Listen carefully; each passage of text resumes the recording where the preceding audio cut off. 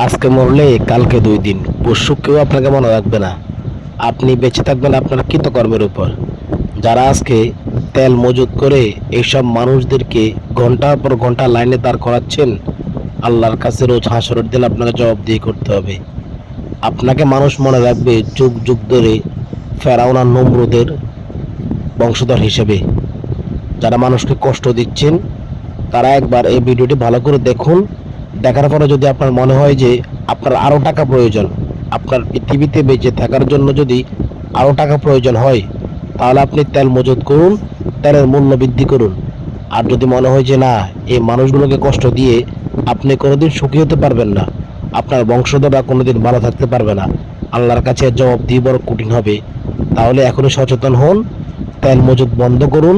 এই মানুষগুলোর কষ্ট, এই দুর্দশা থেকে মুক্তি দিন। এই খেটে খাওয়া মানুষগুলো 2-3 লিটার তেলের জন্য 4-5 ঘন্টা ধরে অপেক্ষা করতে হয়। এই দায়ভার সম্পূর্ণ তেল মজুতকারীর। আর যারা প্রশাসনকে আঁকড়ে ধরে আছে কিন্তু কোনো কাজ করে না, শুধু মাস শেষে বেতন নেয়, এই দায়ভার শুধুমাত্র তাদের। পরিশেষে আল্লাহর কাছে বিচার দিলাম।